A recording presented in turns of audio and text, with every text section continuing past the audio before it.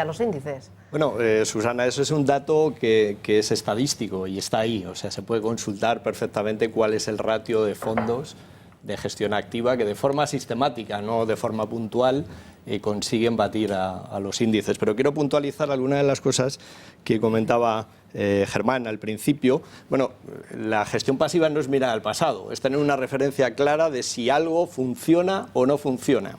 Entonces, claro, cuando tenemos un ETF y lo comparamos con su benchmark, con su índice, pues es perfectamente claro si lo ha hecho bien o lo ha hecho mal. Si me da la misma rentabilidad que el índice, lo ha hecho bien. Si no me la da, lo ha hecho mal. Luego es claro.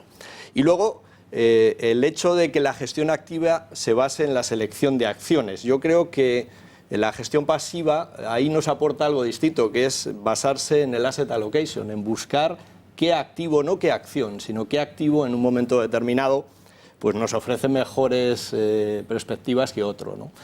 Y también ligar la gestión pasiva únicamente a índices muy sencillos, equiponderados o en los que el peso de determinados sectores es elevado en relación a otros, significa olvidarse de que hay también índices Smart Beta en los cuales hay gestión activa en el propio índice y el ETF replica ese índice. ¿Qué son índices Smart Beta? Bueno, pues precisamente índices que tratan de evitar las ineficiencias de que un sector tenga demasiado peso en un determinado índice. Por ejemplo, el IBEX 35 se dice que es un índice bancario, es un sectorial bancario por el peso tan importante que tienen los bancos en el índice.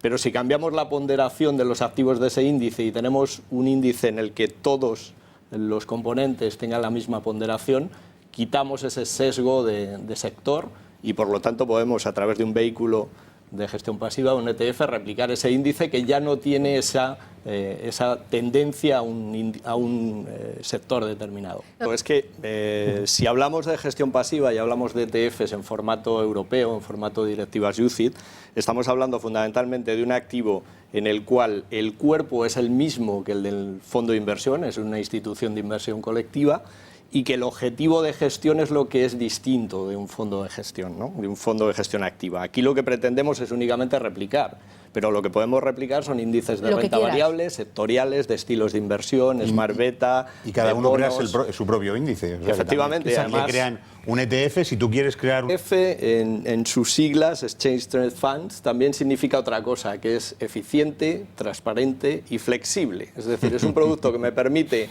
cuando yo decido invertir o desinvertir, o sea, yo estoy viendo que Volkswagen ayer cae un 20% y estoy invertido en un ETF de renta variable europea y puedo cortar esa pérdida en el momento que estime oportuno. Es flexible.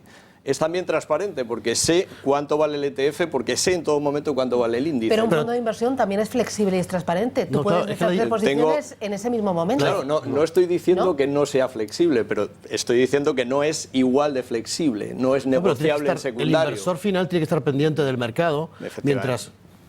para vender Volkswagen. Si me dejáis un segundito, no estoy diciendo que un fondo de inversión no sea flexible. Estoy diciendo que un ETF me permite, en el momento en el que yo decido la toma de posición o deshacer la posición, poder hacerlo.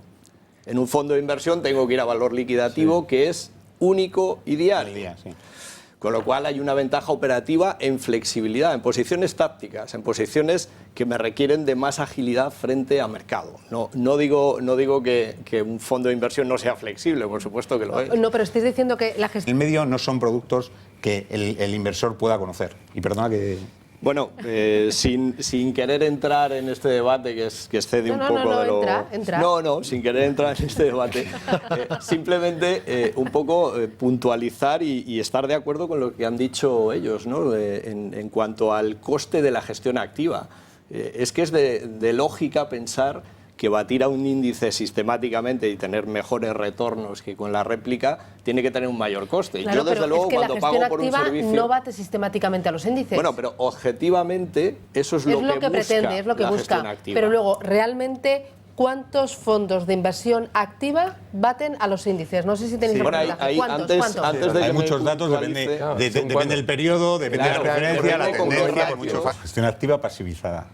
Bueno, eso es un concepto que maneja Antonio a la perfección. Yo puedo entender el concepto. Pasivizada. Entiendo el concepto en cuanto a que a través de un instrumento de gestión activa, supuestamente no existe esa gestión activa y esa generación de valor por la que cobramos una comisión más elevada, sino que estamos utilizando un instrumento de gestión pasiva y replicando un mercado y no aportando valor.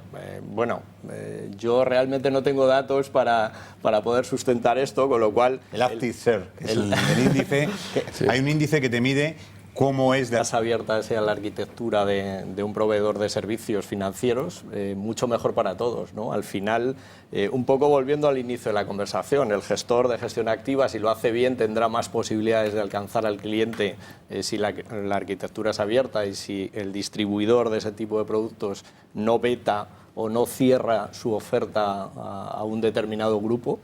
Y bueno, para nosotros en la gestión pasiva exactamente igual. Al final, es un vehículo más para estar en mercado y para utilizar tendencias de mercado. Nos diferenciamos por el menor coste, por tener una valoración mucho más sencilla en cuanto que replicamos índices y es más fácil para un inversor minorista conocer este tipo de información, seguro que sí, pero al final el que él pueda decidir dónde invertir su dinero y lo haga con libertad es bueno para todos, creo. Claro, y eso para cuando esa arquitectura... Concepto mediocre por supuesto. Lo que sí quiero ahondar es en el tema de que en la gestión pasiva sí que hemos creado los instrumentos para valorar quién lo hace bien y quién lo hace mal. El IXOR, por ejemplo, es líder en este tipo de herramientas. Hay un indicador de eficiencia que nos mide la eficiencia de un ETF por su liquidez, por su tracking errors, por su tracking difference durante la sesión. Y esto es verdaderamente útil para valorar cómo de eficiente es un instrumento de gestión pasiva. En la gestión activa, por supuesto que existe un riesgo. Existe el riesgo, como decíamos al principio, el que el gestor se equivoque y lo haga mal. Yo estoy pagando una comisión supuestamente mayor por un valor añadido y el gestor no está siempre pensando en la inversión correcta, ¿no? Y por lo tanto tiene el riesgo de que pueda salir mal parado en su inversión, además de costarme más en términos de comisiones. Yo no digo que los ETF sean mejores o peores, pero ese riesgo no lo tiene. El ETF o la gestión pasiva replica el mercado y si el mercado lo hace bien y tenemos 4 años de tendencia clara en un mercado, vamos a tener 4 años de rentabilidad sostenida. Si lo hace mal, efectivamente vamos a tener un peor resultado. Tiene ese riesgo de que lo haga bien. Lo hace bien.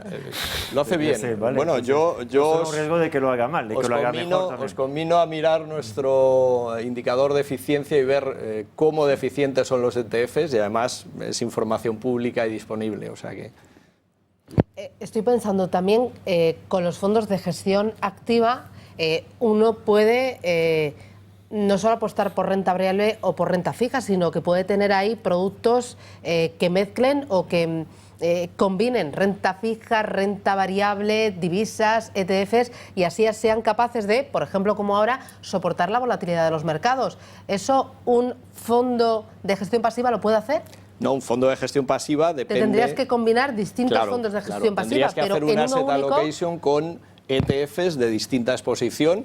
Ahí los ETFs son muy versátiles porque te permiten posiciones largas o cortas o de determinados índices. Bueno, pero ahí también necesitas un conocimiento importante. Claro, como para seleccionar un gestor de fondos activos.